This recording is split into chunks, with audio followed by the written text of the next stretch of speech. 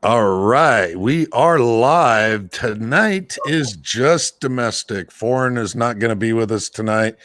Tonight is just domestic, and the link is going to be in the side chat. This is not recommended for most, but I like to live life a little dangerously. Speaking of a little dangerously, uh, introduce my panel so far. Daniel, how are you doing this evening, sir? Oh, we gotta wait for it. Wait for it. Okay, you caught me. I was over on the other side. I was trying to put the pop out chat on, seeing as now I just got a notification. Um, I'm doing okay. It was a nice warm day, pretty windy out, but there you go. Has been here as well. Has been here. And on the other side of my screen is the illustrious JH586. How are you this evening, sir? Better than I deserve, bro. Thanks for having me. Oh, absolutely. Thank you for coming. Thank you very much for coming. Not going to run down the side chat, but going to go ahead and with the standard pledge. I pledge allegiance to the flag of the United States of America and to the republic for which it stands, one nation, under God, indivisible, with liberty and justice for all. All right. All right. Thank you very much for being American if you are. There's so much going on right now, not only in the world, but in our country and each of individual of our state. There's plenty of people that are having to stay at home, shelter at home, and not able to work. And I feel bad for you folks. I feel bad that you're not able to get out there and work. We are a working culture here in America, and to not get out and live our lives because of this insane virus that's going around. It's rough. It's absolutely rough. So just kind of curious. Yeah, we've got Chris 338 jumped out there, Rich White jumped out there. There's bound to be a few others popping in and out, and hopefully people start seeing the notification. I apologize for the lack of early notification, folks. Just discovered that Scotsman was going to be out. So JH, what kind of precautions are you dealing with in your area, sir? Well, I work for a school system. We've got all the kids at home. So I'm still going into work. My shop is pretty well isolated back in the back. And, of course, I'm the only one in there. So I'm pretty safe and secure as far as that goes. But I went for a grocery run this morning, and of course, used hand sanitizer on the way in and on the way out. And I found toilet paper. That was but I only got one, so And that wasn't the mega roll they had to bring with the forklift, or no, just I think it was a 4-pack or a 6-pack. The bigger rolls, but yeah. And paper towels. We got paper towels, and so got meat in the freezer from hunting season. So man, life is good around here. Yeah, this virus thing, it's no joke. Since I got exposed to it, it's cost my wife and I over close to $5,000 now. And I'm going to tell you, the CZ virus, it's real. Okay, you shoot a CZ, you start buying CZs. Yeah, I've got a shadow 2 on my list. It'll be a while, but I got a couple of things in front of it. But yeah, yeah, there's a There's definitely something about the CZ virus that when it begins to take over, man, it's almost instantaneously. Right after you acquire your first one, first time you put a mag through It made me look good, and I had just picked up a pistol that year. You know, to be able to just, I mean, this the SPO1 is making 6-inch groups at 15 yards, and before that it was like, bit with misses off the target. And once you pick up the Shadow 2, the just sweetness, the so smooth, and the tolerances, it just you end up shooting golf balls, literally. But that, I mean, I went in today. I started looking at some of the old CZ virus videos that we were making, and like Scab Ugly and the guys, all those there when we was having the whole CZ war memories. That was great. That was some fun times on YouTube, I'll tell you. Yeah, that's back when we were allowed to have fun on YouTube. The so is it now called the Czech flu, Big Al? Well, it might be. It might be. There's been a few YouTubers that are again endorsing buy American. Stop buying a bunch of Chinese crap, and I fully endorse that. Absolutely fully endorse it. If you know my channel at all, I've tried to buy American. There's been some things that I've gotten that are Chinese products. It's nearly inevitable. We don't manufacture everything here in the US, and day to day we keep losing more and more manufacturers. The thing that I was glad to hear is that the Trump administration has now declared the firearm industry to be essential. Is everybody else heard this yet? Yeah, I've heard that today. Yeah, I have. I got an email from Gun Owners of America and from several of the vendors. Smoky Mountain Guns and Ammo, Bear Creek Arsenal, people like that. People that I get regular emails from. So I've gotten several emails saying that. So that's pretty cool. My favorite gun shop, the local one, they now have like 6 or 7 stores throughout Ohio, but the share majority holder and along with the supervisors there, they're just going to stay closed because they've, to protect the employees there. But those employees are still getting a paycheck. I mean, they made it a personal choice, and that's the way that it should be, whether to work or not work or open your business or close your business. Because the people that's going to be hurting is these private, small businesses. That's who, I mean, these big corporates, they're not going to get wiped out. They're going to get bailed out like they always do. But it's the little guy, the people like Bald and Curious. He's the private contractor. How's it going to affect him? Fire 101. He's a individual private contractor. Well, but now they close, and these gals out here that do restaurant work or bartend, who rely on tips, they're straight out of a job. And now, how long has this been going on? And they've been off work a couple weeks, and now they just signed this whole stimulus thing. So it's hurting us, the little guys.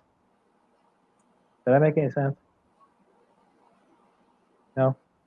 Did I lose you? Yeah, it makes utter and complete sense. Yeah, it's all the people that were small mom and pop shops are really, really struggling. I've got a mom and pop diner virtually directly across the street from my place, and they had to be completely entirely shut down for like 2 weeks. And I know everybody that works there, and they were barely making ends meet when they were open all the time. All the waitresses worked pretty much all for tips. And right at the moment, they are allowed to have orders for takeout, but there's only one customer allowed in the building at a time. So their volume is extremely low, even just trying to operate. I have personally been lucky enough to have received a letter from the Department of Defense stating that what I do for a living is considered essential. So even if they close my entire state, and I get stopped by law enforcement on my way to work, I just hand them a copy of this paper with the DOD's letterhead on it. So even if they shut down my state, I'm still working. I'm thankful for this. And there's so many people out there that aren't going to have that opportunity. And it saddens me because there's going to be a lot of fallout even once we get past the virus. Who's going to end up with the more power from this? Who's going to be creating more from chaos and taking more of our freedoms away? Like you said there, okay, your job is essential. You have a piece of paper you got to carry with you when you drive back and forth to work? Yeah. Okay, why? Why do you got to have that piece of paper? I mean, is that required? I mean, the police are pulling people over asking for it. Fuzz's neighbor, who was going into town to get groceries, got pulled over by I don't know if it's an in-town PD or a sheriff. We don't have that going on here in the county where I live in. But why do you need to show a piece of paper when you're supposed to be free and you're using common sense, going to the grocery store or going to work? You're not running all over the place. And now I read on Fox News that they're tracking people's movements via the cell phone. Well, and I don't think there's anything new about that. I'm pretty positive they've used people's cell phones for quite some time, but now it's even more predominant. They theoretically have a reason to use it, and getting to the point of nearly a what is it called, martial law, where you can't go anywhere and must seize the papers in order to just get me to work and back. And it doesn't cover me if I need to go to a store. It doesn't cover me if I need to go get toilet paper and drive to 15 stores to find it. It covers me to go to work and back. According to Warsaw, they reactivated the Patriot Act as well. So, okay. Well, earlier you mentioned on something, and I think that will cover every single citizen here in the United States. Everybody write themselves out a note, say, I am on my way to the gun shop. It's essential. Period. Just leave it at that. I need small rifle primers. I've only got 500 small rifle primers left. So Yeah, you're about due for a trip. Yeah, but bring your wagon. But they're closed. I mean, they've got pallets of ammo, practice ammo, reloading, everything. They're completely stocked. But they just made the choice for their employees' safety, but their employees are still getting their paycheck. Just stay at home. I mean, this guy made millions by running a sporting goods and outfitter shop, and now expanded, opened up to let the employees buy 49% of the company. So that's where Made in America really matters. These small ones that are successful, that take care of their employees. Walmart, they knocked out how many? Walmart was the death of mom and pop out there. Your in-town stores, remember how they used to have them? Now they're all smoke shops are empty. And where's most of the stuff from Walmart come from? China. China.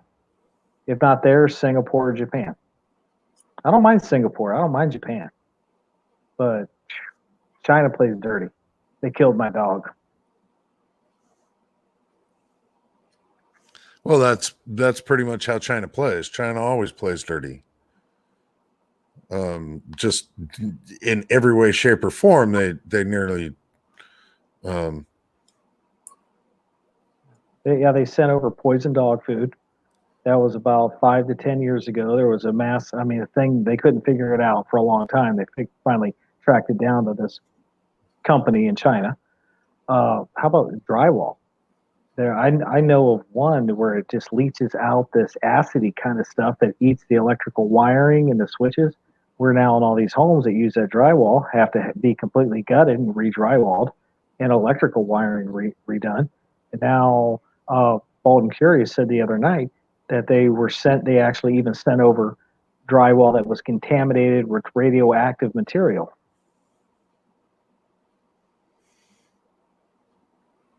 Yeah. I don't like them.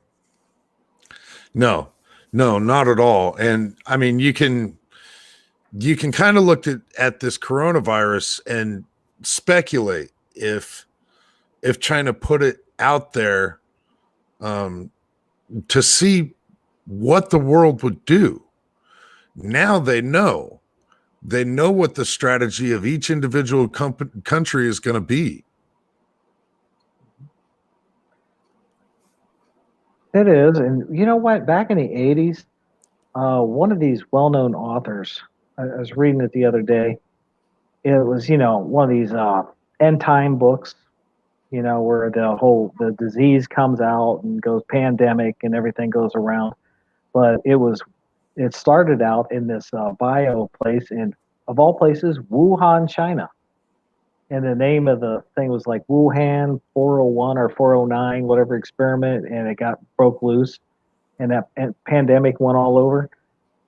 I'm not sure if it was Clive Cluster or who it was, but it was one of those guys like that wrote a book, and this here is just pretty much right in tune with the book, even down to the city that it came from in China. That's scary, man.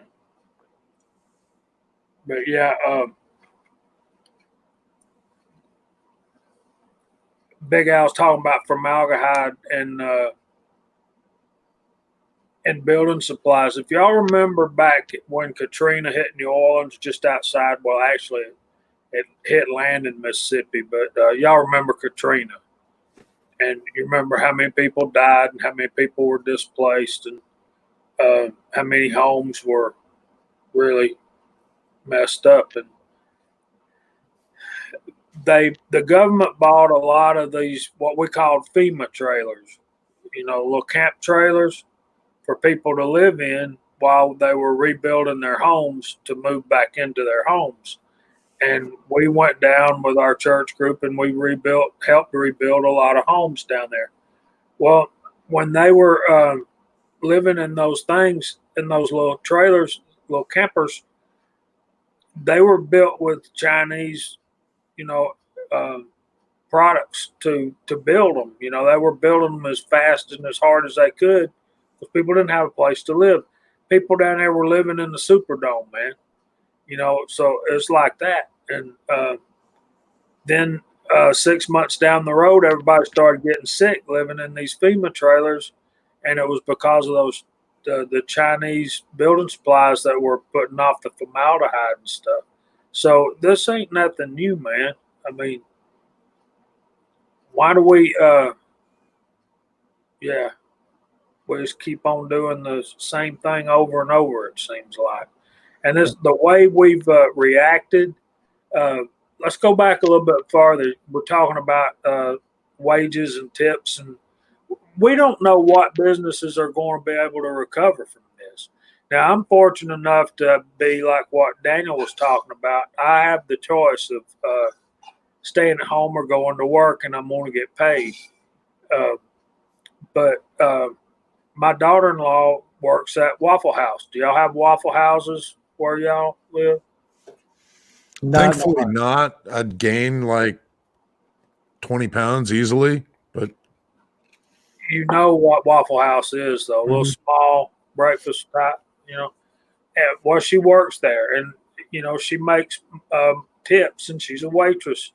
Well, if all they're doing is takeout orders, they don't need her. So she's not getting any income right now. So it's tough on them. They've got a little boy, and my stepson's working 12-hour shifts, and which is helping some, but it's not compensating for the entire income. So and some of the guys are talking about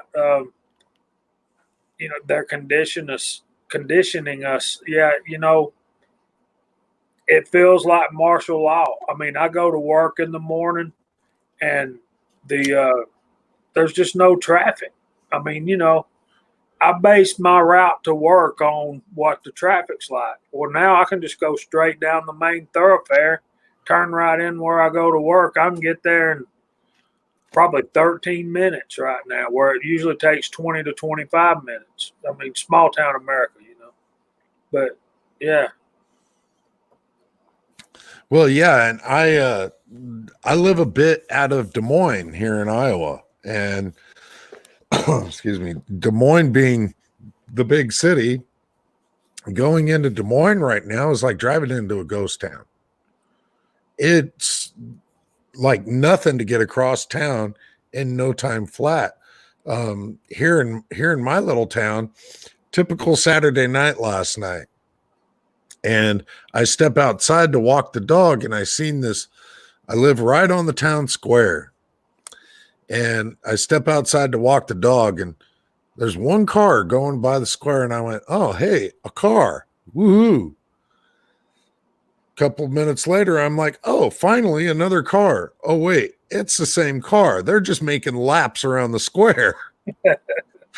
It was the only car that I saw the whole time I was outside with the dog. I'm like going, wow, this place is an absolute ghost town, where on a typical Saturday night, there's people downstairs at the bar, there's the pizza joints hopping, the other restaurant on the other side of the corner's hopping, the other three bars are banging and going good, and there's people all over the place, people just wandering around the square socializing.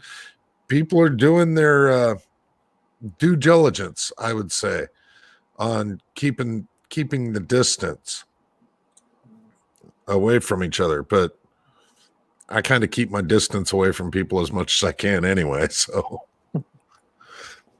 Well, it's weird outside, man.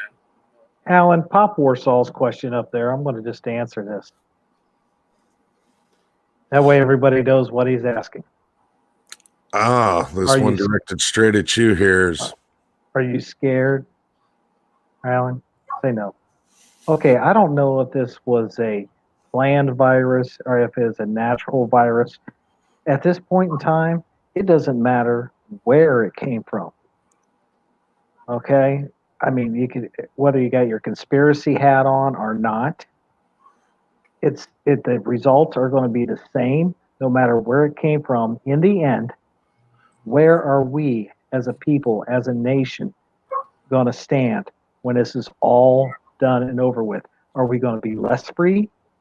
Or is this going to be some kind of chaos? We don't know. And us as the normal, everyday Joe Blow or Jane Blow out here on the street, are we ever going to get any justification if it was something that was planned? No. All we can do is do the best that we can, take care of our family and our neighbors, our friends, and carry on with one in the chamber. Yep, absolutely. Absolutely. And being able to protect yourself is becoming a bigger trait amongst those that thought, oh, I have a cell phone, I can call the police department if I need to protect myself. And police departments across the nation going, no, you can't. We're not going to prosecute anybody for doing this crime and this crime and this crime. I don't know. I think it's definitely coming more and more a factor of you need to be able to protect yourself. What can't happen is for the police to make a blank statement that they will no longer respond to burglary calls. Somebody's breaking in your house, the police are going to do nothing. You're begging for shootings like that. I mean, yeah, and they're going out saying, well, they are going out saying that they're not going to like investigate penny ante misdemeanor type of things, but they'll pull people over to see if you got a permission slip, your papers to go to work, or question you on where you're going. Just stop. That is conditioning, just like with YouTube, with their anti-2A agenda. And it's just not YouTube. I mean, that's corporate America that's coming out with it. You're seeing more and more corporations coming out anti. I mean, we already know about the left side of the party and the media, the news, and the movies, where the opinion of tomorrow is posted every day on YouTube and Facebook and Twitter by celebs that people want to watch kitty cats on. We've had quite a number of people join us in the side chat. Gunpowder Beauty, Vosh, Big Al's been out there for a while. Warsaw, it is genuinely a free for all, or free for six, as much as it'll let us. Bald and Curious, like to see his bald ass. He would probably make us look good. Gun loving Grandpa, Chris 338 been out there for a little bit. Yeah, just so everybody knows, it is genuinely a free for six if I let you in the room. But the link is out there in the side chat if you'd like to come in on us. And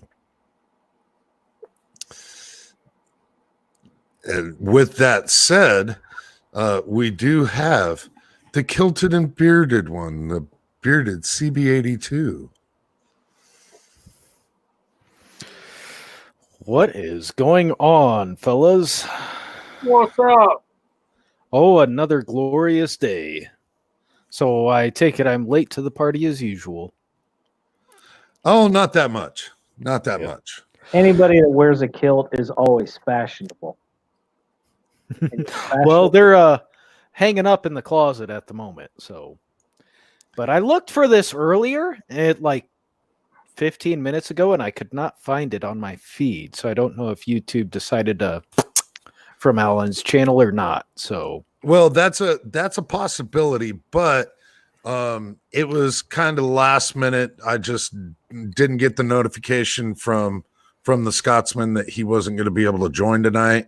So it just took me a minute to set it up on my channel.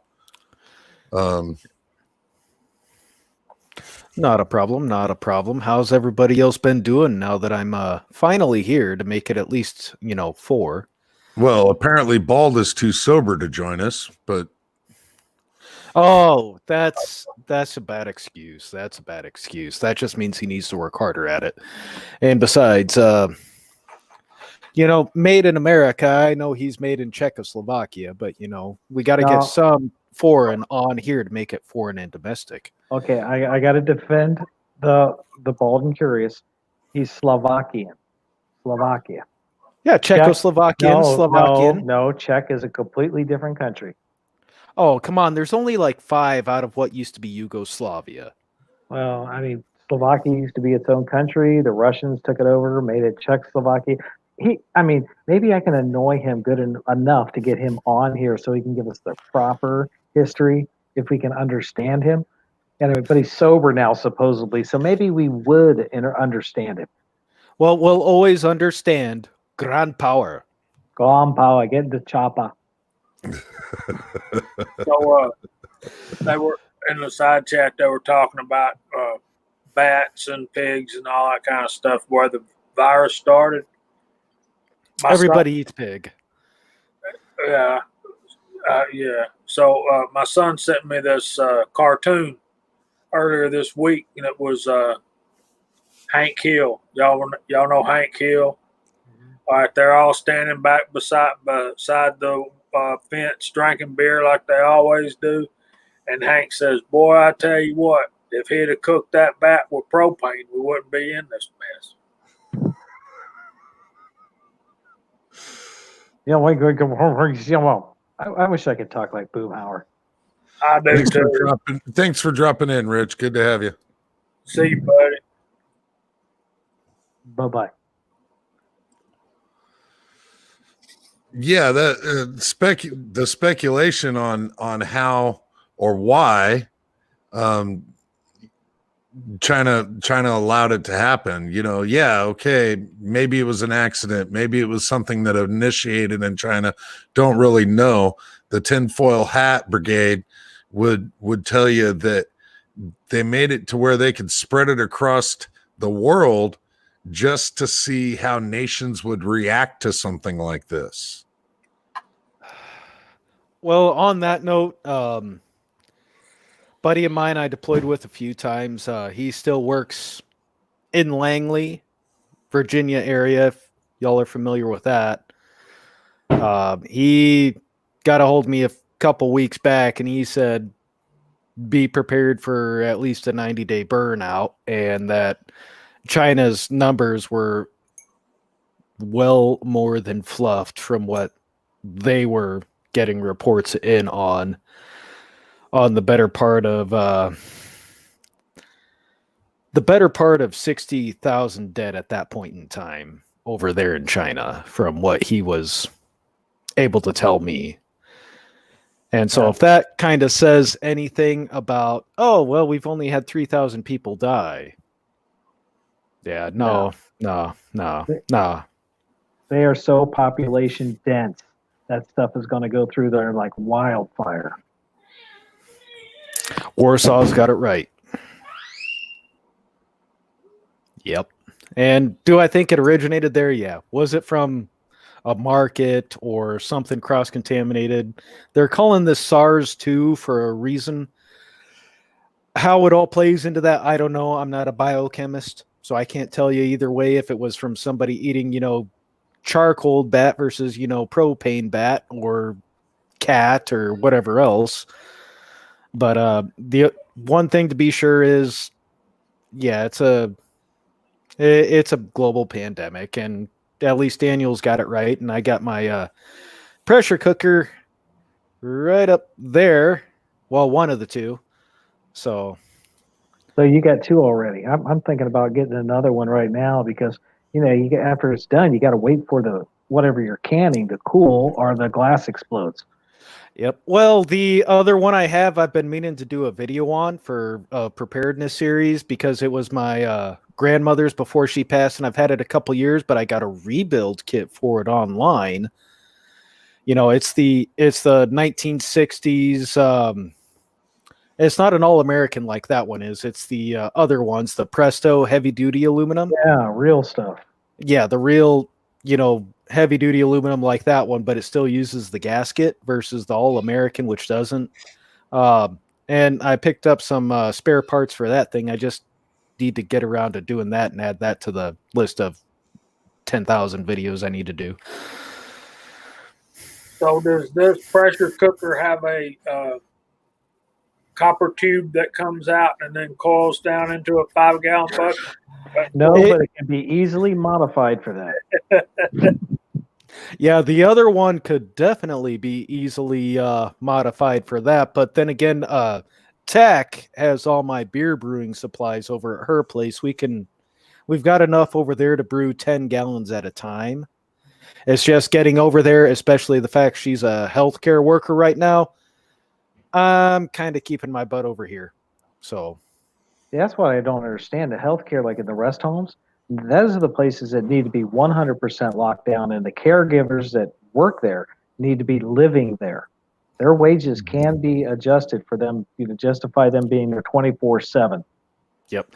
Well, luckily, her living situation is her wife is at home due to waiting on back surgery for the past couple weeks, so she's not going anywhere. And their whole company is on total lockdown for the whole facilities, all the facilities that her company facilitates and manages. So, but she's being busy nonetheless. Yeah, I mean, you were in the Navy, so you know how it is. When you go on deployment, you're there. Yeah, when I was on the Lincoln, there was well, you were on a carrier before, right? I spent just under a year out of 20 years on carrier.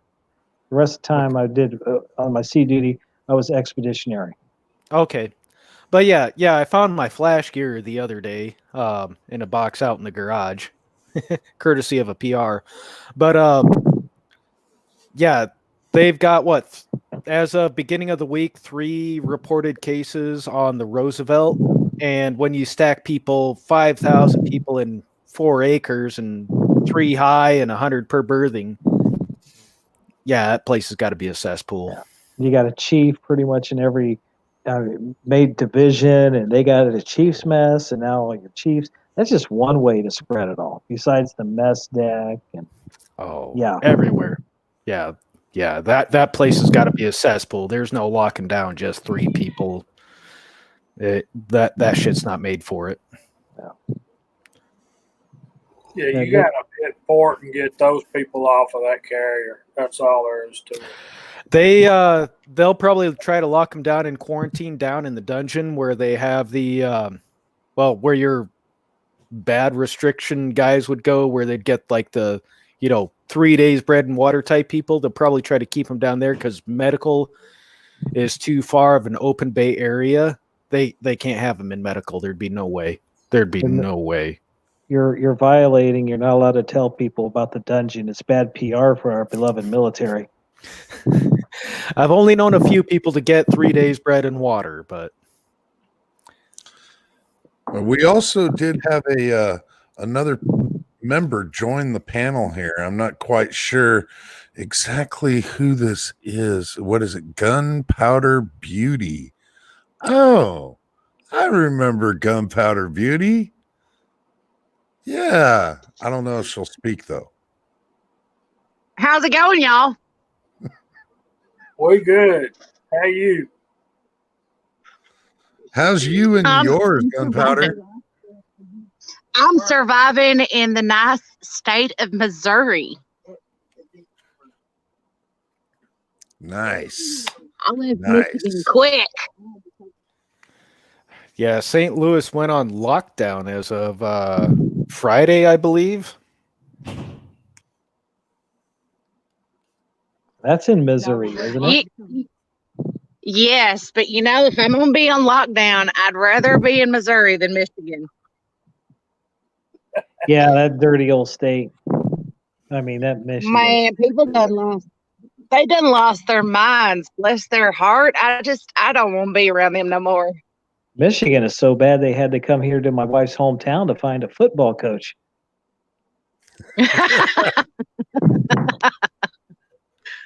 Oh, bless their heart. Yeah, Michigan. Yes, Alan. Michigan's head football coach is literally 30 miles he grew up from me. Back in the day when they used to have football. I'm scared. Yeah, more and more states are doing the lockdown thing, and I've heard our gal say, it's not going to happen in Iowa, but nevertheless, yeah, okay, I got a piece of paper from the DOD that says that I can go back and forth to work. That the DOD considers me essential. You are essential. But the thing that really gets me is also my girlfriend works for Casey's Convenience Stores. And she also got a letter via email stating she is essential as well. So I guess it's essential to be able to go to a gas station, buy your pizza and donuts. So Hey, after traveling from Michigan to Missouri, I can tell you Casey's is very essential. You need some food, you need some gas, and they have plenty of monsters. And if you get really thirsty and you're not going to be designated driver, there's still plenty of beer in the coolers.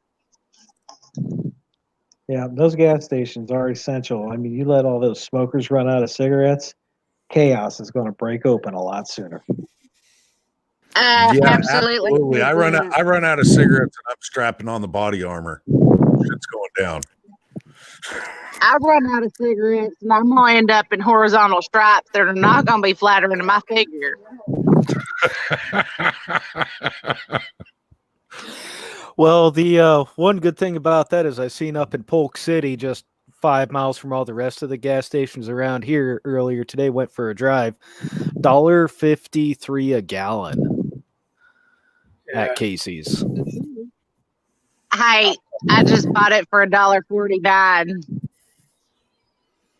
I Yeah, got it for $1.64 earlier today, and that's pretty good. Yeah, I seen it dropped yesterday here to $1.65, but there's some parts of the state here in Ohio that it's 20 and 30 cents less. It wouldn't be that high except they just wanted to add another tax on it. So, state taxes that get their money from gasoline. Hey, I think they're going to want to end this lockdown sooner because those politicians are losing money. yeah, fuel prices have continued to drop, and I definitely am not complaining, but one of the things that I am doing is keeping my fuel tank topped off. Exactly.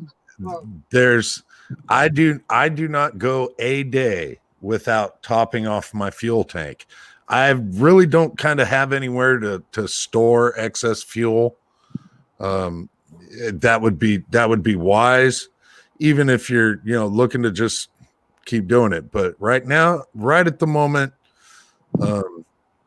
we can kind of be glad that the prices are low there.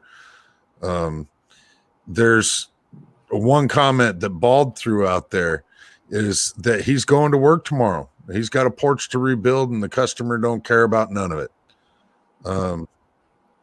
And you've heard me say here on foreign and domestic, it's just killing old people and children, and people got really people with immune deficiency disorders, and people got really kind of irate at those comments.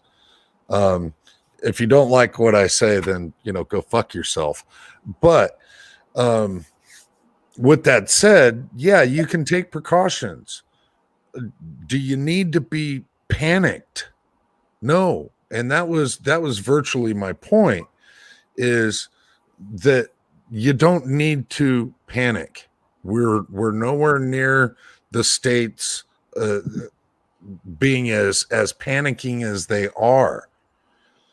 I understand trying to produce good measures to try to keep it away from you, keeping social distancing to a minimal, keeping your circle small, avoiding people that you don't need to be around. But putting a piece of tape on the floor 6 feet from a counter in a Casey's isn't going to help you none. Well, we know you do all those things in general anyways. But then there's like people like me. I cannot go visit my folks. My mom's on one lung. My youngest, he's asthmatic. And on top of all the other stuff with him, this type of stuff could be killer. And people need to realize that. Now, we know you obviously separate yourself from the rest of society anyhow. That's normal. Yeah, that's more personality driven. Yep. But there is I see the kids trying to get together out here, and they've got grandmothers living with them. I mean, yes, the kids are bored. They're teenagers. They want to go play. But that 95-year-old gal up at the end of my building, one of those kids bring it back. She's a goner. This is going to be sounding like the most cold-hearted thing you're probably ever going to hit. I'm just going to talk facts. Our modern medicine has prolonged people's lives, kept people alive that would have normally died young, could have even been, died at birth. But now, the medicine's keeping people alive longer. And, it's the pharmacy, the pharmaceuticals, pumping them. I mean, when haven't you seen an old person with one of those pill trays that are like this bigger than your laptop? They're making them that big. But I mean, there's people, my parents both would have been dead a long time ago, except for modern medicine. And now, say this is just a natural disease that came through, this COVID-19, and it's going to take people out that are weak. In nature, when you get an overpopulation of rabbits, okay, the fox population, coyote population goes up, and it balances out. Raccoons, you get distemper, and it wipes out of it, and it brings it back into balance. Now, I mean, that's just the way nature goes on now. We can fight nature as best and as long as we can, but eventually, the natural, what goes on, what God created, it's gonna, it's gonna run through.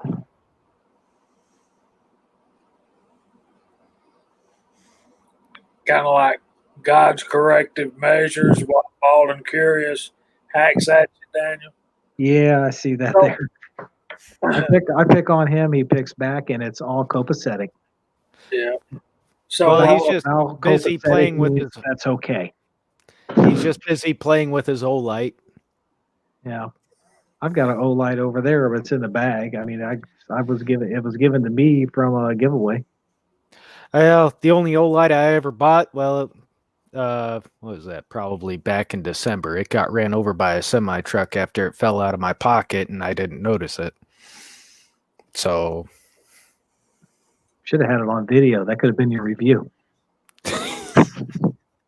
If I'd have known about it, I just found the little. I knew I lost it one day, and about a week later, I found the little bitty cap for it because it was the UV light one. Because I can use that at work, but nope. Just about a week later, there I found the little bitty cap to it, all crushed to shit, and I don't know where the rest of it went. So, oh darn, $20 is what it is. See, I'm in the same boat as Walter here. God wants me, he can have me. Yeah, that's me. I'm ready to go whenever he gets ready for me. Yeah, don't cry for me. I'll be crying for the people left there in the cesspool. That's right. Yeah, if you're young and you're around people, even if you're not so young, and you're around a lot of people all the time, keep that in mind. You could possibly contract it, be carrying it, and just transmit it to somebody that's a lot more vulnerable than you are. For this reason, I have found it a very convenient excuse to not go visit my mother. No, just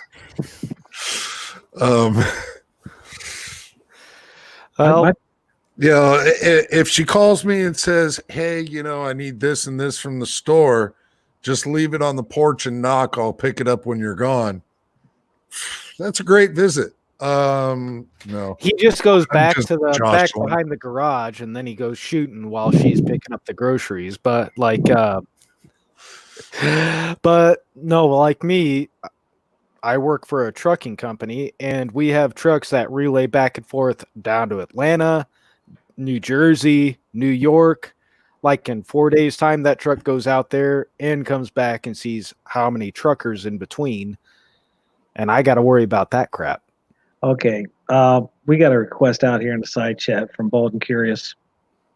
Wants us to, quit on this negativity. People go onto YouTube to feel happy, to watch fluffy little kittens and feel good about themselves. So, what do you got, Alan? I have a Rock Island 1911 in the 10 millimeter. That's what I've got, and that makes me happy. That makes me happy. I went out for a walk in the woods today, working on my social distancing with my wife, looking for deer sheds, and she got herself a bug out bag, so I had her start a fire in the woods. And I was carrying the Shadow 2. America. Nothing says America more than a CZ.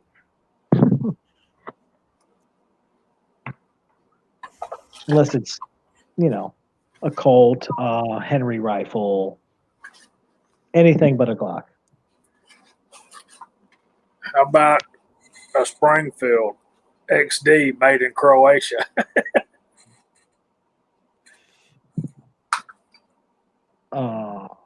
Check this out. Look at the barrel on that thing. Heavy duty. What is that? A 22? Yeah, it's a 350, a modified 350 Legend. It's a 358. So, yeah, that'll be fun. I've started load development for that. And of course, if you want to talk Americana, we always got a lever gun or two around here. The old Marlin. You gotta love a Marlin. Okay, here comes Gunpowder Beauty back, and I just love her accent. I know she's not really directly from Michigan. I can understand every word she says. My question is, do we have any country music fans in the crowd? Absolutely. Well, I got some sad news. Joe Diffie passed away from the coronavirus today. So he was one of my favorites from back in the day. I like old country music. Oh my gosh, he was awesome. I know. You remember that song John Deere Green? Y'all remember that? Yeah, that's my jam. That was Joe Diffie. Welcome to Earth, Third Rock from the Sun. And yeah, he had some good ones from back in the day, that's for sure. And I think, wasn't he Every Light in the House is On as well? I think so. Yeah. Well, Bald and Curious, at least you got about a minute and a half of happy before we went and got bummed out again. Well, it's okay. I brought a fully loaded cat. That's one of those evil black assault cats, isn't it? Oh, absolutely, 100%. Yeah, from the streets. Yep. Is it New York legal? Only has 10 rounds? Nah, she's a fully loaded to 20 plus 2 on the due clause. So I bet she got the serial number scratched off though. She's got one imprinted on her because the whole California legislation thing. She's got to have the micro implant. So yeah, she's this was just one of the two. So I missed the gun show earlier, but yeah, I had to have this out and to help y'all out. Made in the USA, made in the USA, made in the USA. New additions for today. I got to get up on the other side of the kitchen here to get my AR. It's by the door. Yep. What sling is that? That's the VTAC Mark II on the pistol, and then the upgrades.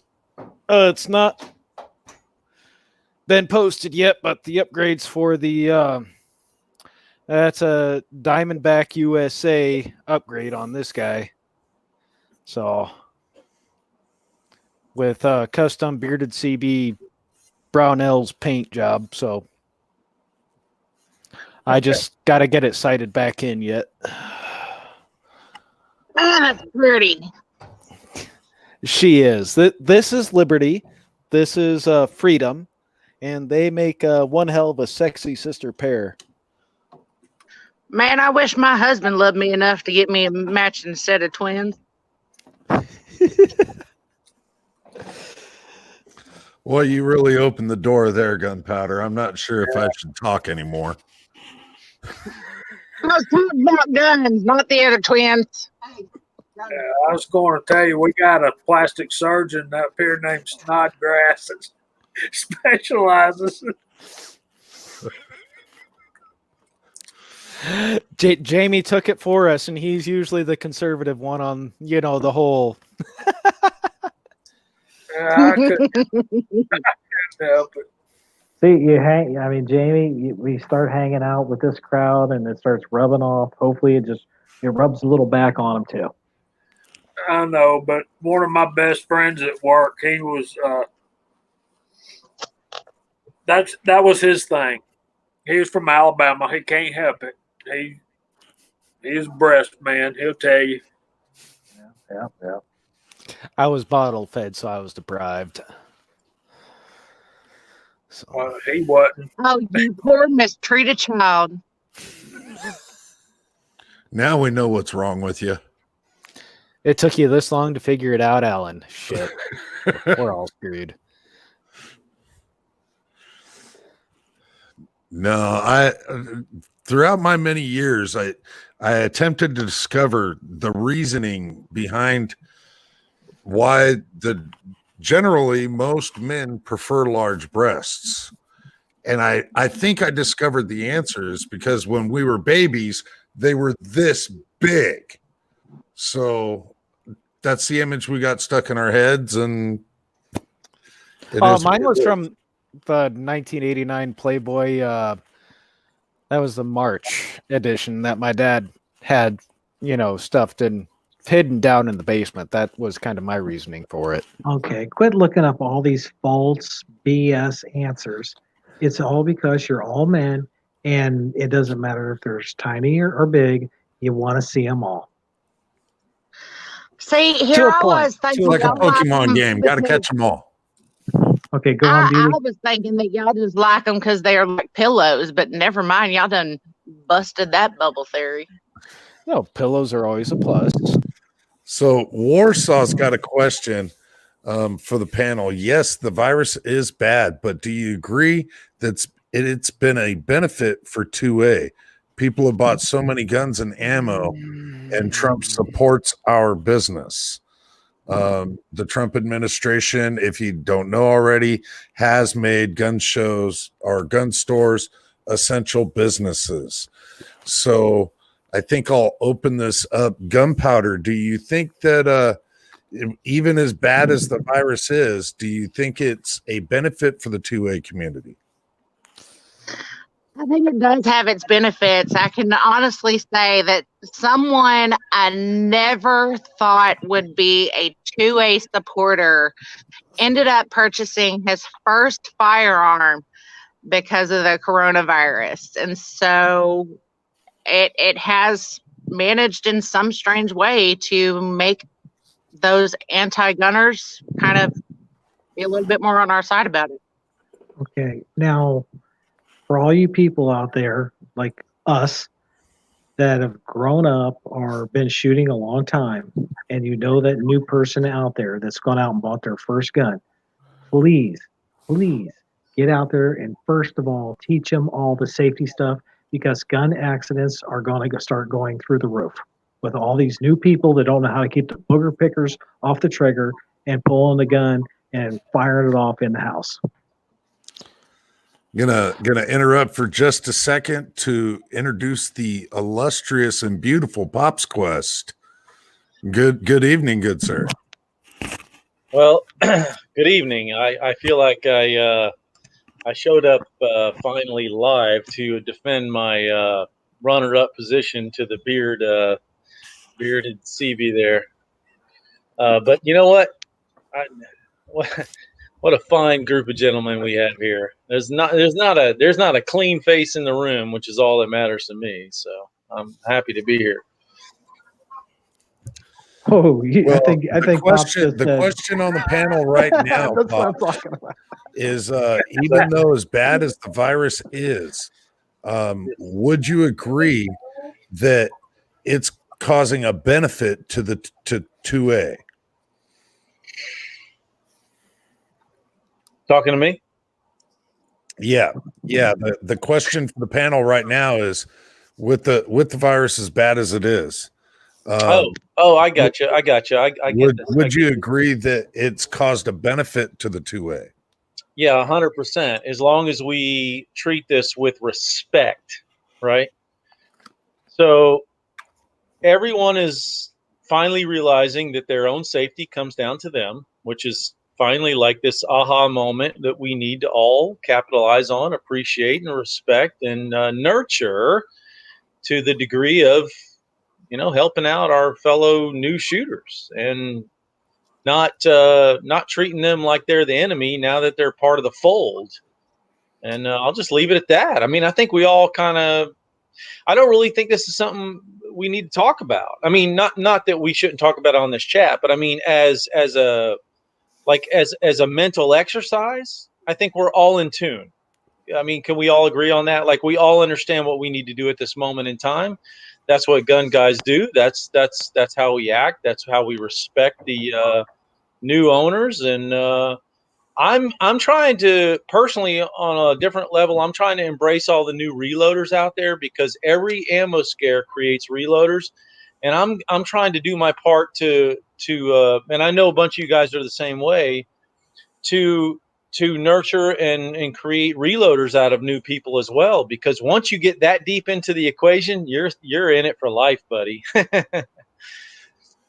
a point of no return. But Yep.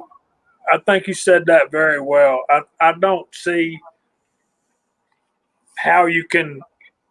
This virus is so terrible, and yes, the new gun owners and all that, and the whole prepping side of what's going on is a definite positive for our way of life and the way we go about our lives on a daily basis. But I can't see how you can join that with the tragedy of the coronavirus. And Pop put that very well. I appreciate it. Right on. Well, I've got a couple of different perspectives on this. One is that a lot of these people that were trying to go out and purchase firearms with the scare of everything that's happening with the virus are discovering it's not as easy to buy a firearm as the national media makes it out to be.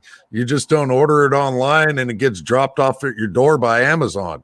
It's not like that. And a lot of these people are realizing not only that it's more difficult to purchase a firearm, but that they're not even eligible to buy a firearm.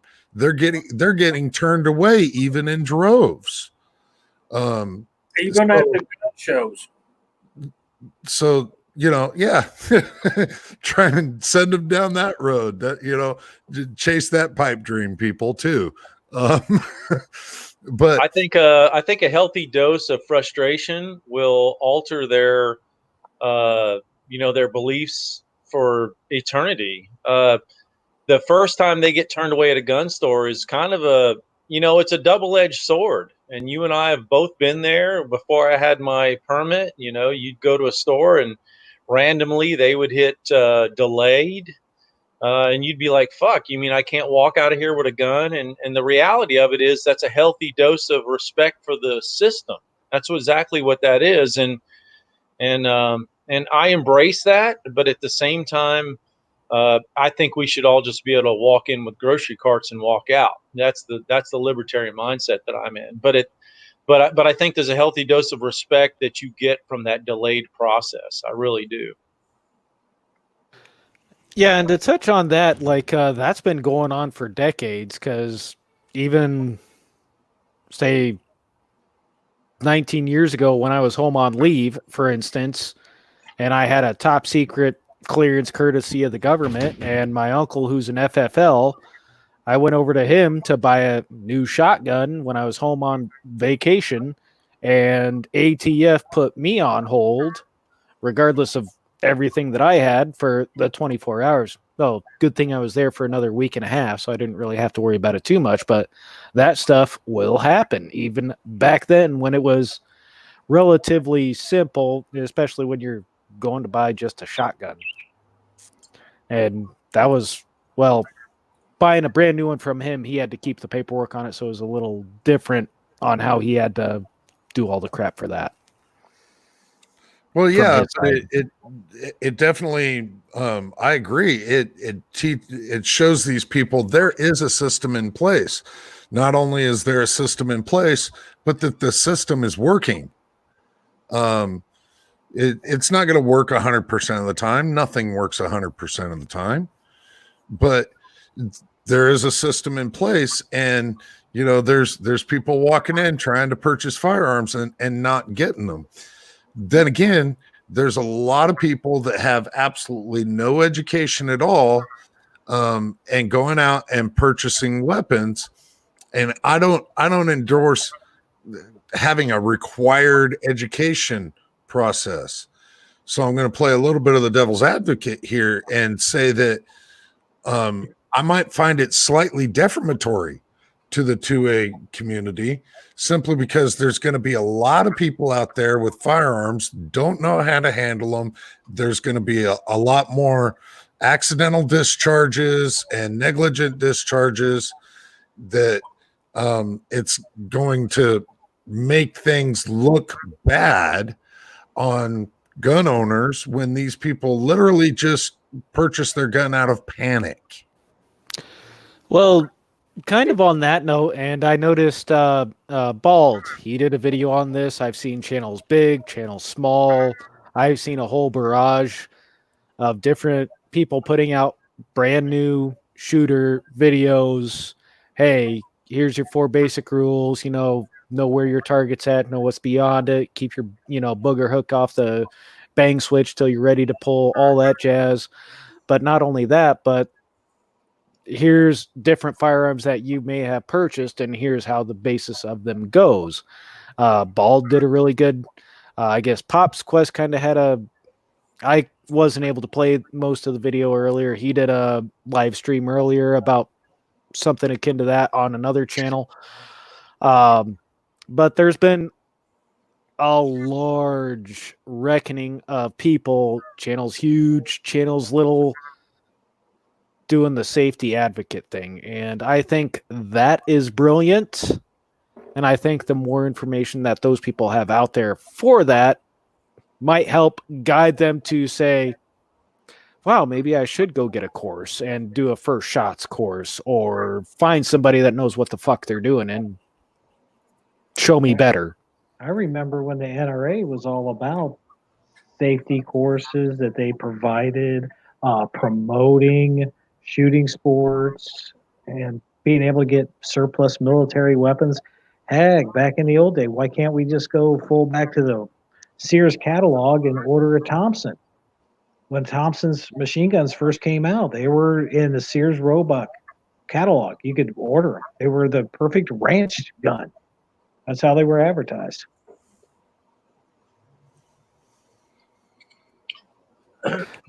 Kind of like this one. This is I think it's a 72 Sears and Roebuck right here. So, Sears and Roebuck catalogs, you used to be able to order a house. yes, the old yeah, bars, everything. They'll order a whole fucking house, and all that materials and shit would show up at your property, and you just build it. I mean, so times they are changing, but that's why I think the 2A community has to do their part of educating, welcoming. I mean, it's kind of like politics. You're not going to change no one's mind with a YouTube video, but you might be able to change. You might be able to help your neighbor out. Yeah. The first we all time, got an extra box of bullets. that We man can take them out. absolutely. Well, not only that, but think about the new gun owner now that can't find ammo. Well, guess what? I'll be happy to give you ammo, but guess what? You coming with me so I can explain a few things. There's been a few people in my life recently that I've gotten to know really well that are interested in firearms, but they just don't have a clue. And And I've told them explicitly, I'm like, well, when you want to explore it more, let me know and come with me, and I'll help you out, because it won't cost you anything, and I'll make sure you learn correctly, at least the basics. I know I'm no NRA qualified instructor, but I know how to keep people from getting shot because I've never shot myself. So I guess that gives me a few credentials, so. Well, I've got the opportunity to do this. My nephew just bought his first uh, concealed carry weapon. He got a Smith and Wesson Shield 9 with the light and laser combo Crimson Trace thing on it. So I'll be taking him to the range here soon, within the next week or two. He does not have a concealed carry permit. You guys that are new to getting firearms, and I don't believe there's anybody like this on this chat right now, but you guys encourage the new people that you come into to do what they have to do to get their concealed carry license, whether it be go take a course or whatever. And I'm seeing some of the comments about the states. There's no panic buying. Their states don't allow this, that, and the other. But there's a lot of states like mine where somebody that has never owned a gun or never done anything in the firearms world at all can go pick up a gun, and if they pass the background check, they're going to walk out of that store with that firearm. And CB, that gun that you had right there is a Winchester Model 150, made for Sears and Roebuck. I have one just exactly like it. It was my granddad's. My dad has the Winchester version of that. That's the Ted Williams 3T model in particular, but yep, made by Winchester for Sears and Roebuck. All the parts are, for the most part, interchangeable, minus a couple things. But Yeah, yep. I have that. Predominantly with the 2A community out here on YouTube, we are fully willing to help anybody that wants to gain the knowledge and be safer with their firearms. We're not going to tell you, no, don't do it. It's not going to come from us. With that said, now a guy that I work with's wife is just going through the hoops to gain her concealed weapons permit. She had never shot a pistol before. He's former Air Force qualified marksman. He wanted me, by her request, to take her out and instruct her on how to handle and how to shoot a pistol safely and properly. And I so applauded that because I don't know if it was just a female thing, because when females want knowledge, they seek it out and they listen and take in every bit of information they can. Men are kind of bullheaded, but that's a side note. But she sought out somebody that she knew did a fair amount of pistol shooting, and we had a great day. I'm not an instructor, but I haven't shot myself. I haven't shot anybody I didn't intend to. So with that said, she did great. She took in every bit of information that I gave her, and she just kept soaking it up like a sponge. And I think, a lot of people say that we have that responsibility out here, that there's people that are going to be looking for that information as first-time purchasers. And we do have a bit of that information, that kind of responsibility. We take that responsibility upon ourselves, though. Well, obviously, we're all willing to help and do what we can, or we wouldn't be on YouTube making videos. Right. Yep. I started this so I could learn how to do the pistol. I mean, watching Pops, Val, Coda. I mean, that's where I was getting my knowledge. And Jason started coming down, and boom. I mean, That's how I learned to shoot a pistol. I grew up shooting shotguns and long guns. Yeah, and now you've got the CZ virus in full swing. So, Yeah, he done went in deep for sure. I I got in and got out. Yeah, it's all your fault. Me, my wife, we're probably close to $4,000 into CZs now. No. It's not my fault. I think Big Johnson was probably the very first really hardcore CZ guy on the. Oh, no, the tube. I think Big Johnson was patient zero. oh, he was our Right. Wuhan. He was Yeah, our he was- Wuhan virus guy. Yeah, he was ground zero. It's all good. I mean, I give credit where credit is due, and they're great pistols. I still love CZs a lot, you know. So I've just needed other things to do what I got to do.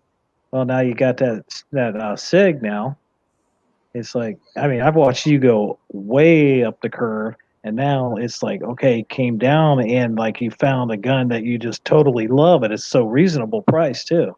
Yeah, you'll never, if you ever shoot one, you'll understand.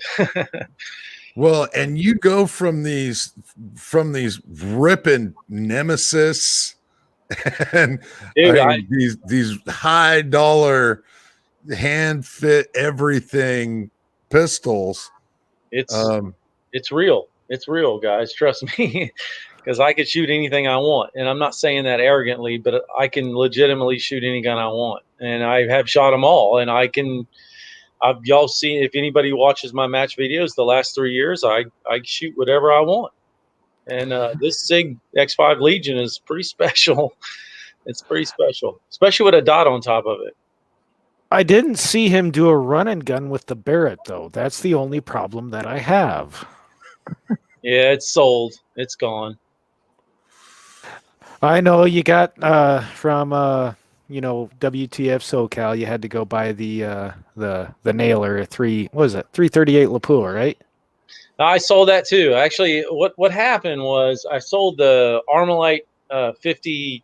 I had 3 guns from one guy, and I sold them back to him. But it was the Barrett and the Armalite AR-50 National Match, and then the Savage 338 Lapua. But he ended up buying them all back, and it was kind of a buy/loan deal. So I threatened him. I'm like, listen, I'm ready to get rid of these things. You're either buying back or I'm send them on the open market. And he ended up buying them back. So it all worked out. But there was nowhere to shoot those guns around here.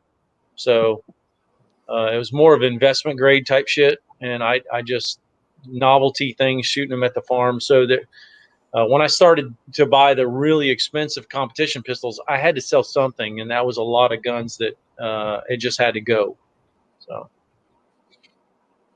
Yeah, if you don't actually enjoy and go out shooting the gun, you're just down to cleaning them once every 6 months, and it's a waste of your time. yeah. So Vanessa Kitty brings up something here where her permit to carry expires in April, and she's going to find a notary to send in the form. That's going to end up being a question for me very shortly with the government facilities locked down, them not allowing anybody in, and The state of Iowa carry permit is going to be be coming up shortly. So they posted that a few weeks back for the state of Iowa. Granted, if yours expires and you've got no reason why it should be restricted, you're granted a grace period till all that stuff gets kicked back into play. And So if yours is still good and they've got no reason to restrict you from having it, it will still be honored throughout this time for the state of Iowa. now just for whatever state you're in, whoever handles that, the licensing, whether it's the sheriff or whoever does IDs, just call them up and ask them. I know here in Ohio, well, I'm going to shut up there. I would call our local sheriff where I got it. Mine's in process as well, renewal. So I totally get it. I'm not worried about it, but yeah, I'm kind of like, I think the renewal process has got to be some dude in an office somewhere with a computer clicking buttons. So I don't really think it's going to be a problem. Yeah, in Ohio, it's through the sheriff, and all that is revenue enhancement for them. Yeah, I was pretty blessed. I just had got mine renewed at the start of the year. In Georgia, it's $75 to get started the first time, and then after that, your renewal is $30 for 5 years. So that's pretty cheap. Yeah, I was very curious, really, how that's getting handled across the country, being how they are usually state, if not county-based permits, where typically sheriff's departments are the ones that are dealing with that. So I was kind of curious how that was how that was being handled across the country. We know that there's some issues with like people trying to become citizens. Those departments are just shut down. I want to go on a limb, and can I? I'm going to make an assumption. I'm going to assume everywhere is common sense except New Jersey, New York, California, and there you're just screwed. Illinois.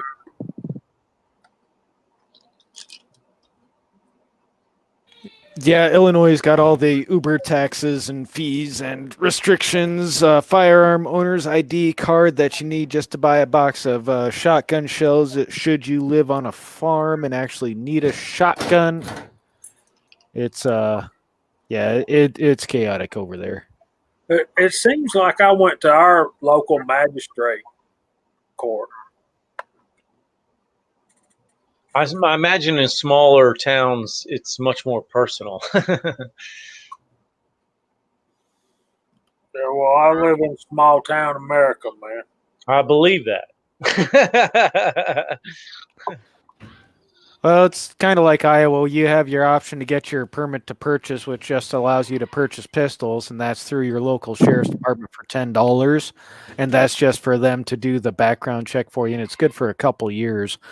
And then you have your concealed carry, which obviously you need either a course, DD-214, that sort of stuff, in order to make sure those things stay rolling when you go to get that. And, well, then that's also your permit to purchase on top of that. But for even to buy, like, say, if you are in Illinois, you need your FOID card just to buy a box of shells to go get rid of some groundhogs along your fence line.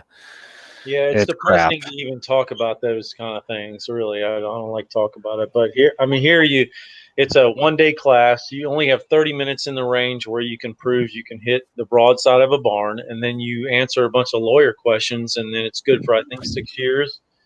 But with that, you can carry concealed, and you can also buy a shopping cart full of guns and walk out of a gun store. It's pretty nice. Yeah, I know Missouri, they had it pretty simple. All I needed when I was down there was a copy of my orders. Since I was still a resident of Iowa when I was living in St. Louis, just needed a copy of my orders for the command down there, even though I was in the reserves.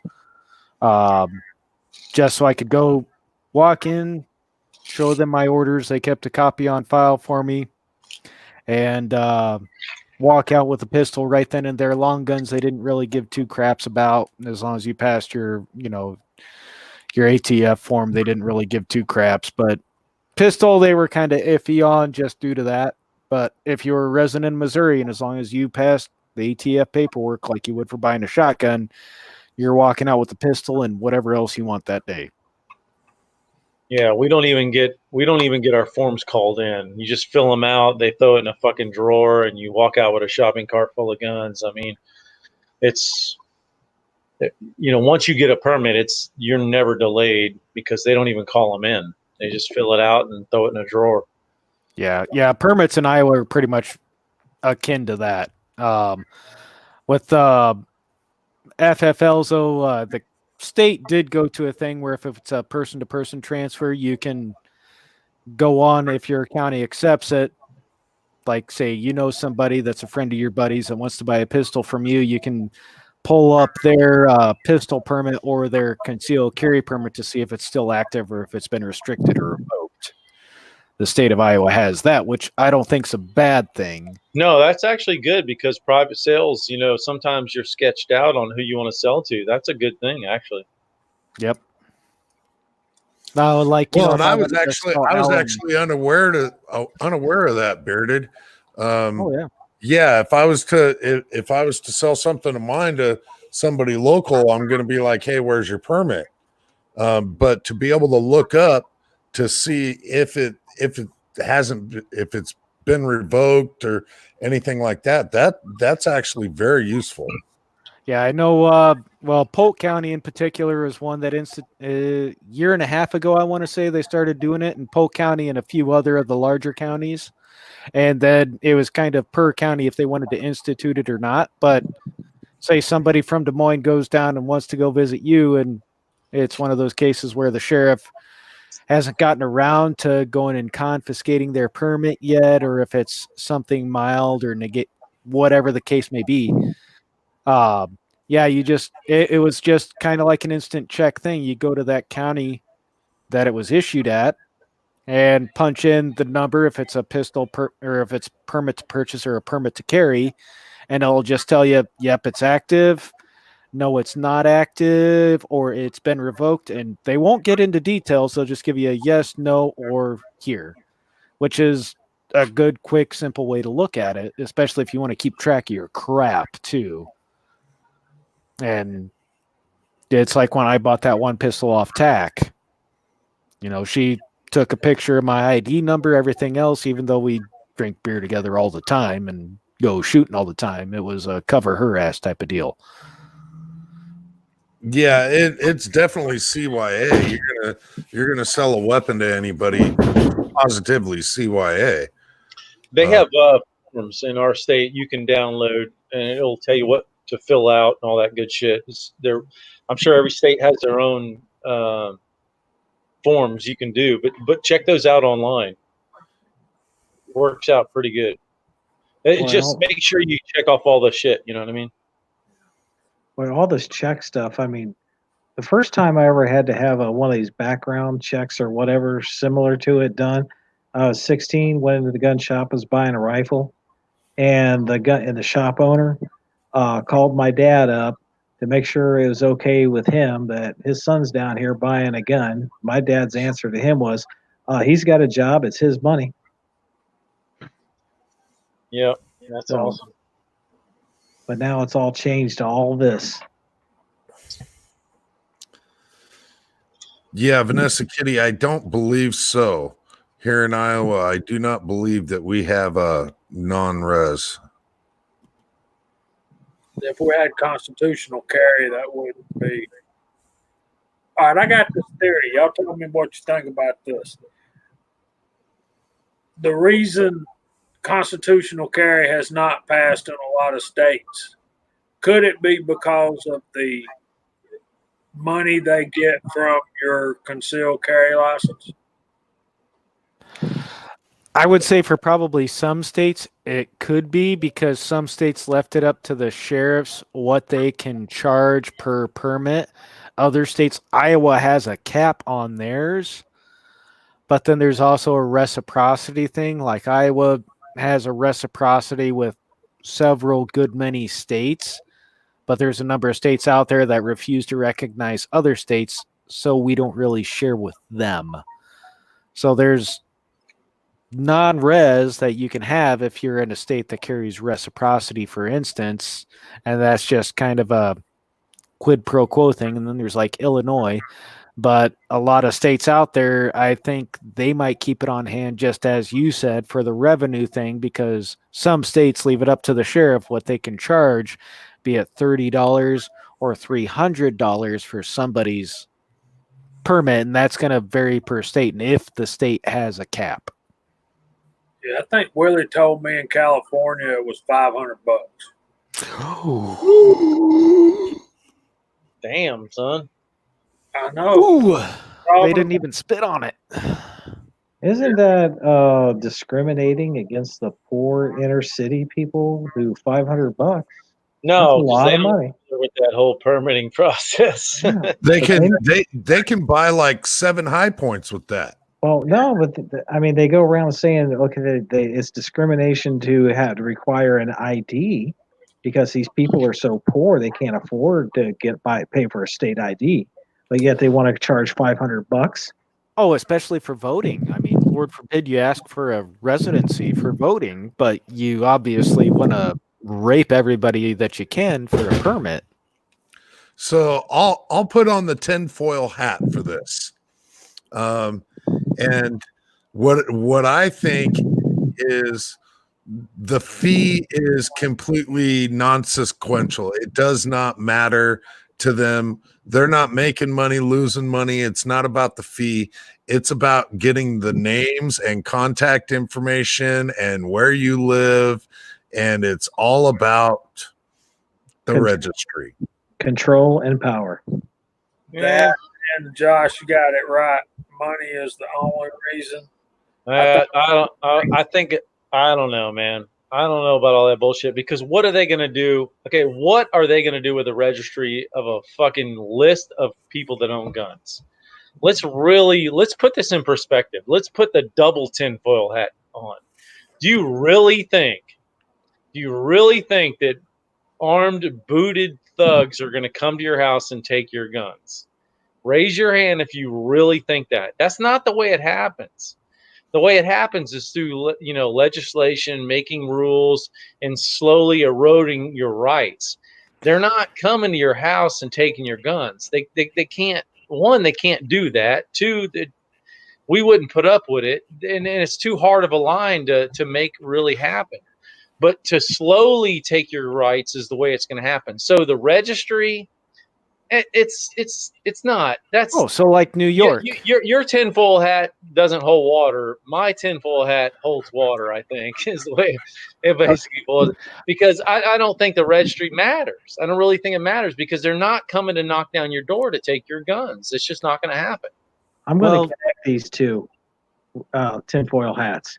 The next generation, my kids, or my grandkids, or whatever, when they go to get a job, all these serial numbers are still in a database somewhere. They want to get this special whatever job, and they're going to show in that family that these guns were registered, to your father. They're going to say, well, help you get these jobs. Where are these guns now? But this is all conditioning for them and to program their minds a generation down where they're just going to hand in their rights, their guns, and vote them away for free stuff. Well, like New York, for example, you have to have the pistol that you use registered through the state in order to be on your CCW permit. And if you want multiple different pistols on there, say you own like a little bitty 380 and you own a 9mm, and maybe you own like, a 38 special or a 357 wheel gun, all those have overachiever. All those have to be registered on your CCW permit, and those numbers have to match. And that's if you don't get arrested anyways for having a gun on you legally anyhow. In a state like that, like Joey Cuz has expressed it several times, all the crap he has to go through just to maintain a CCW. And part of that is being a member of an NRA so he can be a member of his local range so he can maintain his CCW, which is horseshit. Yeah. And we've got less restrictive states and you've got more restrictive states. Is it a little bit about the money? Yes. Is it a little bit about making sure somebody's not going to be a felon like, Illinois had a little while back where somebody tried to apply for a CCW and then went and shot up a metal shop last year? There's crap like that too. Most of the bureaucracy and the things that are in place are opportunistic. I'll call them environments. So the way I look at it is if they create enough rules and enough lists and enough, legislation and enough this and enough that, basically what it entitles the politicians, bureaucrats, and the thugs and that are politicians. What it does is it gives them opportunities to do whatever the hell they want on any given day. It opens up. So in other words, if all they had to do was just abide by the Constitution, they wouldn't have a job. They wouldn't have an opportunity. There wouldn't be much going on. But all this, No. all this little shit that they throw against the wall and see if it sticks is just moments of opportunity to see what they can get away with and what they can pull off and how they can control people. But they're not knocking in your doors to get guns. Yet. Remember, Ne- it took never, Hitler. never. It took Hitler 8 years to get all the Jews into camps. I just don't see it happening. This society, the people, look around you, look at the people you live with. They'll give up their rights before they're taken away from them. People give up their rights. It's not that I will say, yeah, that'll happen first, probably. It's for the shield. In using Hitler as the example, people gave up their rights. He's like, okay, well, we want to take all the guns, so bring them to us, and they did. Let me say something about that. I got a friend who's a dear friend, and a 2A guy, hunts, all fish, all this. Used to be a commercial fisherman, and his dad was in Korea. He brought back a captured PPSH-40, if y'all know what that is. It's a fully automatic 7.62 by 25, I think. Anyway, this is a beautiful gun. He got back with it. He had it nickel plated. So that handguard out there is all nickel plated, absolutely freaking beautiful. I had the opportunity to shoot it. And he's asking people, what does he need to do to own this gun legally? I said, you don't need to do a damn thing. Put it in the closet, take it out when you want to, and shoot it. He's almost to the point of being willing to give that gun up rather than for them to come and take it and confiscate it from him. Man, that is a family heirloom. His dad risked his life for this gun. Could have died getting it. And then wants to do the right thing because he's a good red-blooded American. He wants to pay whatever tax he's got to do. Basically, he wants to be able to take it out and shoot it whenever he wants to and not have any repercussions of it. But, I don't know. Yeah, Sometimes sometimes it's what you don't do. It's better than what you do. I mean, if something like that came my way, nobody would ever know. Thomas Jefferson. Yep. Right. Yeah, I see Bald's over there quoting Thomas Jefferson. Yeah. So, yeah, and he's got it well put there, and it's like right now, everybody that's going and buying it, that's a brand new firearms owner, has that. The police will protect me beforehand, and then now when the police said unless it's inaction or it's an after report, we're not even going to do crap about it. So you've either got to be shot already, raped already, robbed already, and then they might show up. People are finally taking that into effect of being responsible for their own security because the government's not going to provide the security for them. That is a huge thing. Isn't it amazing how all of a sudden the light bulb went off? Yeah. And then like Mario Mosen Mario posted a video this last week where he's like, it's hilarious because he finds it funny because, well, he's an immigrant from Honduras, obviously, that citizen for the United States Army for the last 20 years. He's got a 10-day to 15 to 20-day waiting period, just like everybody else in the state that he has to abide by. And people are flabbergasted that they can't offer more money now to get it now, and FFLs are just ripping up the paperwork and telling people to get out when they try to bribe them. That's what you get for voting that way. Yep, I think it's a telling time for a lot of people. I think it's like I said, I don't want anyone to be delayed, but I think it's a double-edged sword. And I think there's a matter of just a certain amount of respectful, you know, thing that's going to come out of it. And I'm okay with that, you know? I see what you're saying. I think one of the problems that we have in this country that is affecting 2A more than a lot of people want to recognize is the lack of any mental health programs and any serious mental health stuff going on in this country.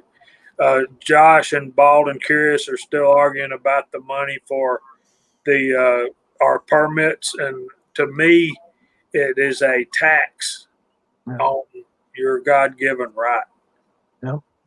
That's the way I look at it. Shall But- not be infringed. Yep. And have to pay a bribe is infringing. Yep. And I'm not going to disagree with that. Like places like Wyoming, Idaho, Montana, Alaska, and like about a dozen other states out there that say if you've got a right to own a gun, you should be able to carry it regardless. Well, I mean, But for living in Iowa, I think the $50 that I pay for a 5-year permit, that's technically less than what I pay for a driver's license. I'm not so worried about that if it's just to make sure that I've got that just to be safe and be reciprocated by other states. That little bit I'm not worried about. It's the states that want to charge you $100 per year for a 3-year freaking permit to bring more in. That's outrageous. That's stupid. That's Let me ask you, are those gangbangers paying that $50? Nope. no, they're busy shooting themselves with high points. That are driving it up there. I mean, hey, the High Pirate Factory's right down the road from me. Don't make me go down there and buy one. hey, I heard they were. We have been conditioned, and I don't know when it started, to pay for our rights. And I mean, you pay for a fishing license, a hunting license, license to drive your car. I mean, you pay little fees here and there to do everything. I mean, so Last fishing license I bought hard. was like 10 years ago, and that was because Iowa has a nice little disabled vet program, so that's where I kind of save my money. But it's going to depend on state. Unlike Illinois, you need to buy ammo. You've got to possess a special permit. That's stupid. Well, I mean, some people would look at that and go, yeah, that's about right. I mean, you pay a bit. In my world, being a business person, I own my own business. I mean, you would think you could do a lot of things for free, but you just can't. There's so many regulations and so many fees and so many taxes and so many pay to plays that it's kind of ridiculous. I mean, if I want to drive through a gate to go to someone's house, I got to pay a fee. I got to pay a business license. I got to pay a trade license, and in this 10 different areas around me, it's just kind of ridiculous. But we've been taught that if you want your rights, you have to pay to keep them, or pay to play kind of thing. So, I mean, to me, it's like it's not really I don't know if it's about the money so much as the system is just made to pay for itself to regulate. I mean, I don't know. I think maybe that's a cop out kind of a way. I don't know, but Well, you can also look at like a $10 permit to purchase, which is good for 3 or 5 years, just so you can purchase a pistol here in Iowa. That's not a bad gig. And that's just kind of like a front of the line privilege. And then your permit to carry is just an extended virtue of that. That's kind of a 50-50 ordeal depending on how you want to look at it. But then again, it's like, oh, well, here's my permit. We'll just write that number down and I'll see y'all later. And like you said, walk out with a shopping cart full of whatever the hell you want. The way I try to justify paying to have my permit, I think it's a violation of my constitutional right on one side, but on the other side, the way I justify it to myself is that money is more than likely being used at my local government level. If it's being utilized to do the background checks to make sure that that people that shouldn't have firearms aren't getting firearms. Okay, I'm okay with that.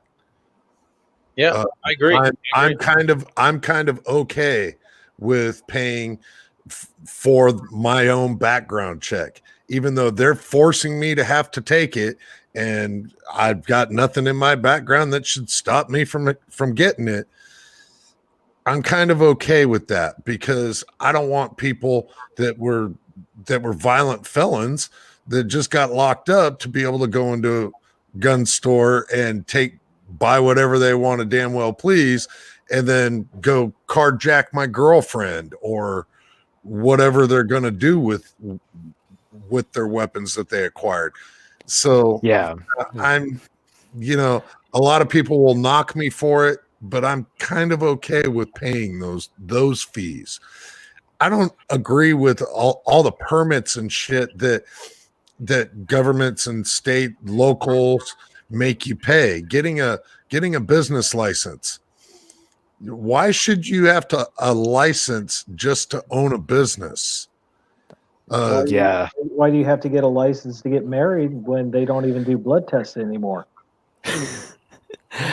Good point. But no, I hear you on that part too, because even when I was growing up, me and my dad, we had our own concrete business.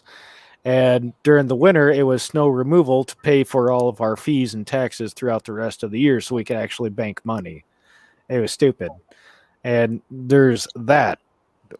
You want to try to provide something like beautiful pieces of works of art of automatic ammo loaders for magazines like Pop's Quest might do on occasion, and obviously his cabinetry, to build houses, whatever, be an electrician or a seamstress or a concrete mixer builder. There's a lot of different various options here, but you want a business license, you're going to pay for it. Even if you'd only make $300 a year, you're going to pay $2,000 in taxes up front and still get raped at the end of the year. That's the part that is stupid. Well, there's a lot, there's a lot about the system that needs to be paid for, but there's a lot that's just kind of bullshit. I think we can all agree with that. But what you don't want is businesses that are illegitimate, that are maybe doing business practices that maybe can compete against you, that aren't doing it in a way where it makes it fair for everybody. So maybe there's a potential, like for me, when I get a business license, the first thing that happens is the fire marshal comes in, the insurance company comes in, OSHA comes in, they make sure that we're doing everything legit. Is that right? You know what? The libertarian in me says fuck off, but at the end of the day, it means that I'm competing in a pool of equal opportunity. So in a way, everyone's safe, everyone's working, with the same sort of set of rules, and it has its place. But even though I don't agree with it, a lot of that money goes to make sure that there's a fair and equitable way for us to compete against one another, if that makes sense. So I throw a hypothetical at you, at all you guys. See what you say. Sure. Because okay, this part is not hypothetical. Full auto is legal. You just have to get a federal tax stamp. Am I right or wrong? Correct. Yes, as long as you can get approved. Right. Get approved. So hypothetically, say that one of your people in the past brought home a war prize, and to make this war prize fully auto is just to put in a new firing pin. And you take a look at things. Okay, they went and outlawed bump stocks. Then they're going out there and they give us a hard time about suppressors, which should be over the counter. Period. You shouldn't have to get a tax stamp for that. That's a hearing safety issue. It's also courteous, put mufflers on your cars. But they make these things illegal and they put it to whatever vote, and the majority of America goes, hey, whatever. So if you're getting something that was a war prize from one of it, say an ancestor, and that's now on some list that they make it totally non gratis. They're going to take them all away.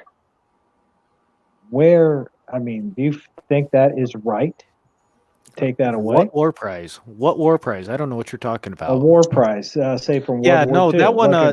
like a Oh, you grease mean gun. the one that got no, I heard that got dropped off of the destroyer on the way back from Europe. It fell into the Atlantic somewhere. But I mean, something like that. I mean, that's a family, say a family heirloom. Are you going to want that on some list somewhere? That's yeah. Yeah, that's one of those. It's like somebody found a $40,000 Thompson submachine gun that their great grandpa brought back and bought from the army back then from World War II, bought his own firearm from him and used his money to pay the $200 tax stamp for it. Never got the transfer papers done. Grandpa's dead.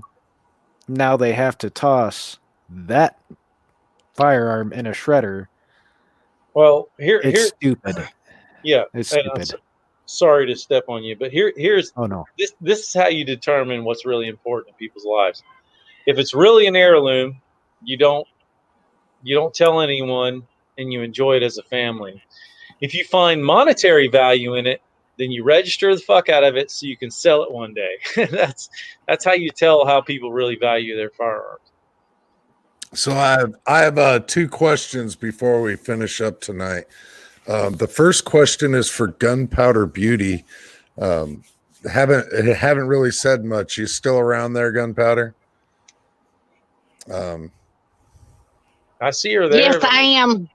There she is. My question for you, Gunpowder, I don't know, just because I'm out of the loop a lot these days. Do you reload? And if not, why? I don't right now.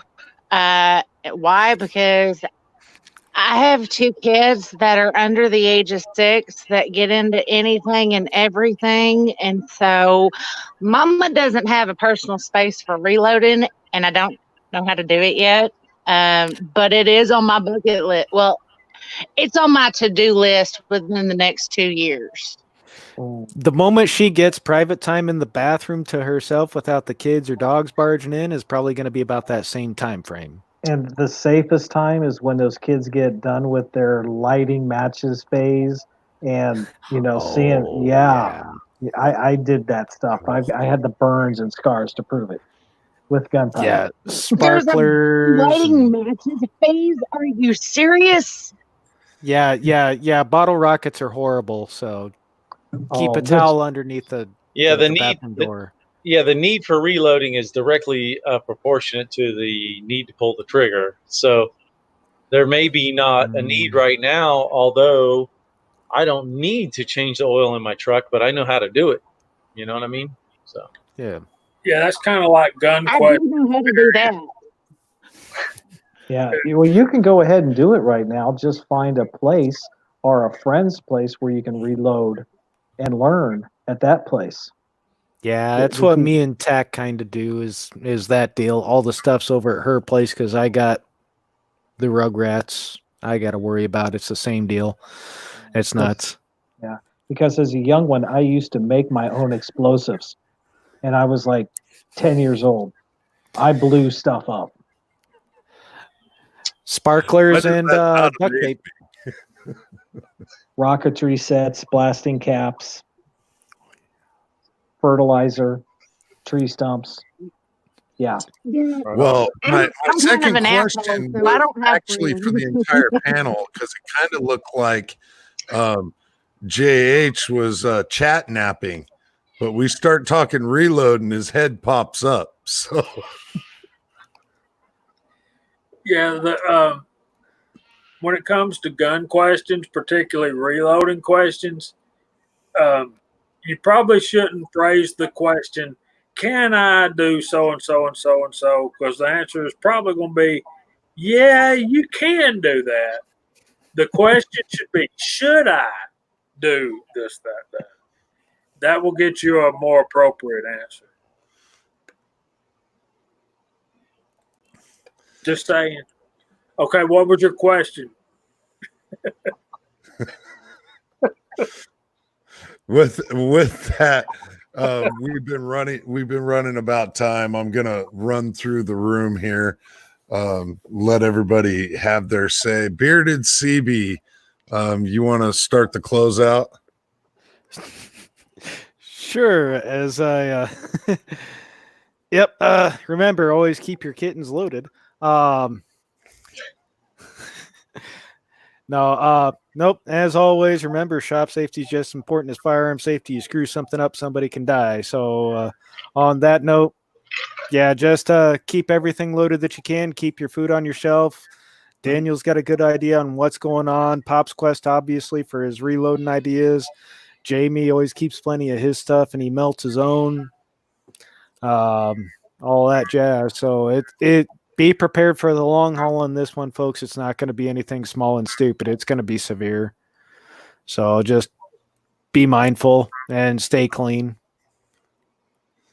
Yeah, Bearded, I heard you talking about leaving your kitten loaded, but I didn't see you put one in the chamber.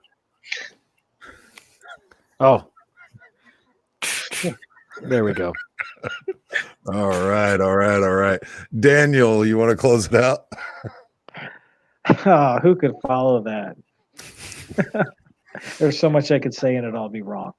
Thanks for having me on here tonight. And the one question I've been meaning to ask everybody tonight, but I wasn't able to because I kept forgetting because I'm old, is, hey, now that the big stimulus is approved, what is going to be in your gun safe when the check comes in? If the check comes in, it'll be the check. JH 586. How about you? You got anything else coming up?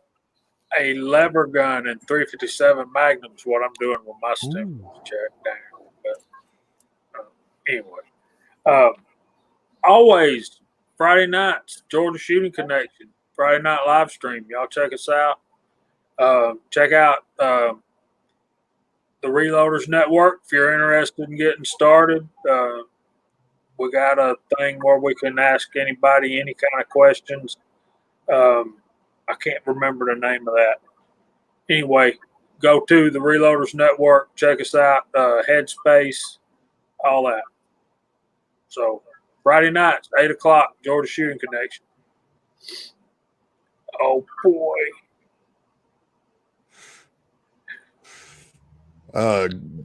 Well, now that we can see, Gunpowder, you want to do a closeout? What you got coming up? Well, now that we're in Missouri, we're just kind of hanging out. Everybody out there, remember to wash your hands, wash your ass, and hopefully we'll make it through this all right. All right. Thank you. The one, the only illustrious Pop's Quest. Yeah, I enjoyed hanging out with you guys. Everybody learn to reload. That's pretty much the message. Ammo shortages, lots of friends around here to teach you how. New gun people are welcome to do anything safe and ask questions, and we'll all treat you with respect and kindness. And learning to reload is the next step down the rabbit hole that'll keep your foot in for life. So enjoy it. Thank you. Yeah, with the mentions of ammo shortages, there may not be another 2-shot videos coming up here and there, but that's just one little aspect, man. I want to thank everybody that showed up here tonight. I had an absolutely phenomenal panel. Just a roll inside chat. That was great to see. Thank you everybody for coming out. Greatly appreciate it. Keep yourselves safe, keep yourselves clean, use the hand sanitizer, take all the precautions that you can. If do everything you can to keep you and yours safe, including keeping your magazines loaded and one in the chamber. Thank you, everybody. Thanks. Bye-bye.